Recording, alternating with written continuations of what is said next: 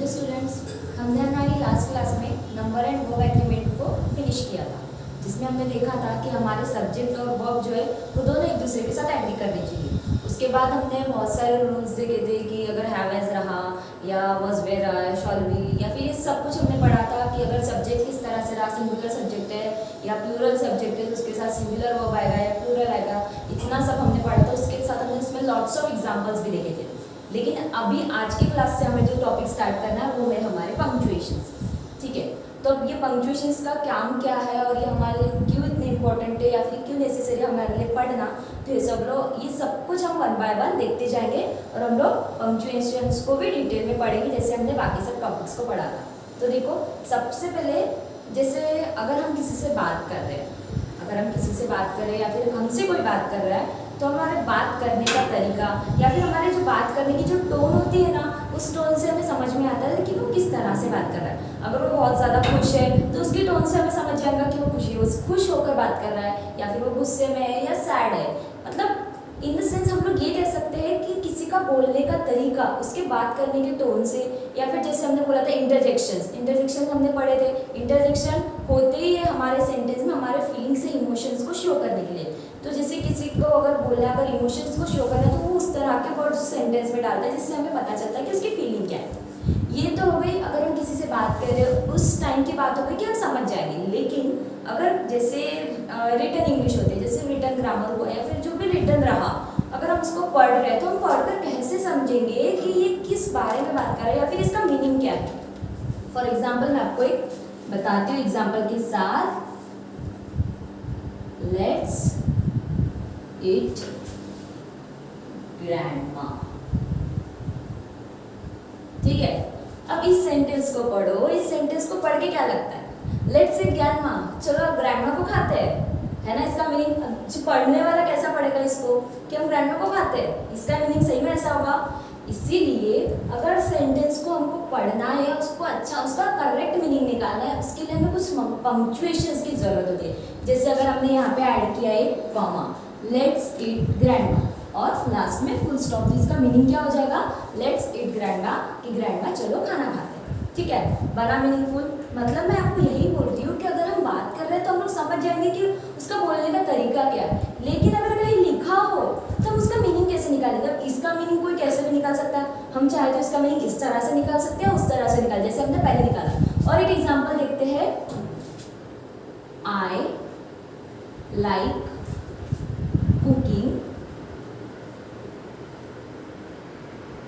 Dog and kids. अब इसका meaning कैसे निकालोगे आप? पढ़ के देखो। I like cooking dog and kids, मतलब मुझे डॉग्स को और बच्चों को पकाना बहुत पसंद है। रियली इसका मीनिंग सही में ऐसा होगा। अगर हम इसको पढ़ेंगे तो हम ऐसा ही मीनिंग निकालेंगे। अब देखो, इसको पढ़ के ही देखो कि इसका मीनिंग किस तरह से निकलेगा। लेकिन अगर हम इसको थोड़ा चेंज कर ले, अगर हम यहाँ पे और यहाँ पे कॉमा डाले और यहाँ पे अगर हमने यहाँ पे फुल स्टॉप डाल दिया, तो देखो इसका मीनिंग कितना अच्छा निकलेगा। I like cooking dog and kids, मुझे खाना बनाना पसंद है, मुझे डॉग्स पसंद है और मुझे छोटे बच्चे भी पसंद है। ठीक है, आया मीनिंग बराबर। इसलिए मैं आपसे कह रही हूँ कि जैसे अगर हम बोल रहे हैं तो बोलने से हमारे फीलिंग्स, हमारे मूवमेंट, मतलब हमारे इमोशन समझ जाएंगे। लेकिन अगर कहीं लिखा हो तो उस जो रिटन में है, जो लिखा हुआ है, हम उसको कैसे समझेंगे कि उसका मीनिंग एक्चुअल में मीनिंग क्या बता रहा है। तो इसीलिए हम लोग पंक्चुएशंस का यूज़ करते हैं। जो पंक्चुएशंस होते हैं ना, वो हमारे सेंटेंसेस को या फिर हमारा जो रिटन में जो लिखा है ना, उसको मीनिंगफुल भी बनाते हैं, उसमें एक सेंस, मतलब एक मीनिंग क्रिएट करते हैं। और उसी के साथ हमारी जो पढ़ने की आदत है वो उसे सुधार रहे, मतलब वो अच्छी बनती है। मतलब हम अगर स्पीकिंग बोले या फिर अगर हम उसे पढ़ रहे हैं, राइटिंग, या फिर अगर उसे पढ़ रहे हैं, तो वो हमारा बहुत अच्छा बनता है पंक्चुएशंस की वजह से। ठीक है, तो अभी देखो पंक्चुएशंस किस तरह के और कौन कौन से हैं और सेंटेंस में हमको किस तरह से यूज़ करना है, तो वो हम देखते हैं। सबसे पहले देखते हैं कि हम पंक्चुएशंस कौन से पढ़ने वाले हैं। ठीक है, तो हम लोग पहले देख लेते हैं पंक्चुएशंस कौन से। ठीक है, तो हमने अभी तक क्या पढ़ा? देखो, हमको ये पढ़ने हैं, ये सारे पंक्चुएशन हमको पढ़ने हैं। लेकिन देखो, मैंने अभी आपको बोला कि जैसे बोलने में हम लोग समझ जाते हैं कि इमोशंस क्या है, लेकिन अगर रिटर्न में हो और हमारा रिटर्न जो है, हमने जो लिखा हुआ है उसको पढ़ते वक्त उसको किस तरह से, कहाँ हमें स्टॉप लेना है या फिर कहाँ हमें कंटिन्यू करना है, या फिर उसमें कहाँ से इमोशन, जैसे उसमें एक्सक्लेमेशंस होता है या फिर उसमें क्वेश्चन मार्क होता है, या फिर अगर हमें कहीं फुल स्टॉप देना है तो हम वो कैसे समझेंगे। तो उसके लिए कुछ पंक्चुएशंस होते हैं जो हमारा जो रिटर्न पार्ट होता है या फिर जो लिखा हुआ होता है उसमें हमें समझ में आता है कि हमें कहाँ स्टॉप देना है, या कहाँ पे क्वेश्चन टाइप लिखा है या फिर कहाँ एक्सक्लेमेशन लिखा है। तो हम लोग वन बाय वन सभी पंक्चुएशंस को देखते हैं, ठीक है। तो सबसे पहले होते हैं कैपिटल लेटर्स, जैसे कैपिटल लेटर्स ए, बी, सी या डी, ठीक है। तो इस तरह के अगर कैपिटल लेटर्स है। दूसरा देखो कॉमा, एक होता है हमारा कॉमा जो हमारे सेंटेंसेस, अभी ये इसको डिटेल में हमको पढ़ना है तो अभी पहले हम लोग देख लेते हैं कि ये किस तरह से होते हैं, लेकिन फिर इसके बारे में डिटेल में कैसे सेंटेंस में किस तरह से आएगा या फिर हम उसको कैसे पढ़ेंगे, कैसे रीड करेंगे, ये सब कुछ हम लोग बाद में देखेंगे। तो सबसे पहले देख लेते हैं इन सब के बारे में, देख लेते हैं कि इनके साइंस कैसे है। उसके बाद फुल स्टॉप होता है, ये होता है हमारा फुल स्टॉप। उसके बाद सेमी कॉलम किस तरह से देते हैं हम लोग, सेमी कॉलम देते हैं हम लोग इस तरह से, ठीक है। उसके बाद एक्सक्लेमेशन मार्क, ये तो आपको याद ही होगा, बहुत अच्छे से पढ़ा है हमने एक्सक्लेमेशन मार्क के बारे में। उसके बाद क्वेश्चन मार्क भी हमने बहुत अच्छे से पढ़ा हुआ है। उसके बाद इन्वर्टेड कॉमा, अब इन्वर्टेड कॉमा ना सिंगल इन्वर्टेड कॉमा भी होता है, डबल इन्वर्टेड कॉमा भी होता है, जैसे इस तरह से सिंगल इन्वर्टेड कॉमा भी होता है या फिर डबल इन्वर्टेड कॉमा भी होता है, ठीक है। उसके बाद कोलॉन, कोलॉन किस तरह से होता है, कोलॉन होता है हमारा इस तरह से। उसके बाद डैश, डैश होती है हमारी ये होती है हमारी डैश, जो हमने यहाँ पे हर जगह डैश दी है, ठीक है। उसके बाद इलिप्स किस तरह से होते हैं, इलिप्सिस होते हैं हमारे इस तरह से। कोई बात अगर हम बोल के छोड़ दें लेकिन बहुत बड़ी बात है तो हम लोग ना उसमें डॉट डॉट डॉट डॉट दिखा देते हैं, ठीक है। उसके बाद ऑब्लिक, ऑब्लिक जैसे अगर हम जैसे किसी दोनों में से किसी, जैसे अगर किसी एक की चॉइस होती है इज और मतलब दोनों में से कोई भी एक, तो उस टाइम में हम लोग ऑब्लिक का यूज़ करते हैं, ठीक है। उसके बाद एपोस्ट्रोफी, एपोस्ट्रोफी हम लोग इस तरह से यूज़ करते हैं, ठीक है। कॉमा और एपोस्ट्रोफी में फ़र्क होता है, कॉमा हम लोग नीचे मतलब शो करते हैं, जैसे अगर हम बहुत सारे फ्रूट्स बोल रहे हैं, जैसे मैंगो हो गया, अगर हम एप्पल बोल रहे हैं, अगर हम बता रहे हैं कि हमें ये फ्रूट्स पसंद है, जैसे बनाना हो गया, ऐसे केस में अगर हम इस तरह से नीचे में कॉमा लगाते हैं। लेकिन एपोस्ट्रोफी का केस ऐसा नहीं होता। एपोस्ट्रोफी जैसे अगर हम बोल रहे हैं डोंट, तो इस तरह के वर्ड्स में जैसे हम लोग ये यूज़ करते हैं ना, ये होता है हमारा एपोस्ट्रोफी। भी कैसे यूज़ होगा वो हम लोग जब इसके बारे में डिटेल में पढ़ेंगे तब देखेंगे। अब देखो मैंने यहाँ पे ये सब कुछ क्यों लिखा है, तो हमको सबसे पहले कैपिटल लेटर्स के बारे में पढ़ना है पंक्चुएशंस में, इसके लिए मैंने ये सब लिखा है, तो हम लोग पढ़ लेते हैं पहले। Sentence begin with capital letter and ends with full stop. अब आप लोग 10th स्टैंडर्ड में हो, आपको पता ही है कि हम जो भी सेंटेंस जो लिखते हैं, सेंटेंसेस की जो शुरुआत होती है ना, वो हमेशा कैपिटल लेटर से ही होगी। चाहे हम स्पीच लिख रहे हैं या फिर हम क्वेश्चन का आंसर लिख रहे हैं या फिर हम पोयम लिख रहे हैं, कुछ भी लेटर भी लिख रहे हैं या फिर कुछ भी लिख रहे हैं, हमेशा जो पहला सेंटेंस है और पहले सेंटेंस का जो पहला वर्ड है वो हमेशा कैपिटल आएगा, ठीक है। और उसके बाद हमेशा उसके एंड में हमारा फुल स्टॉप आएगा। Full stop in the sense हम लोग यूज ही इसलिए करते हैं कि वो हमें बताता है कि हमारा जो सेंटेंस है वो यहाँ कंप्लीट हो चुका है, यहाँ पे एंड हो गया है। फुल स्टॉप को ना किसी बुक में आपको दिखेगा, वहाँ पे लिखा होगा पीरियड, पीरियड और फुल स्टॉप, ठीक है।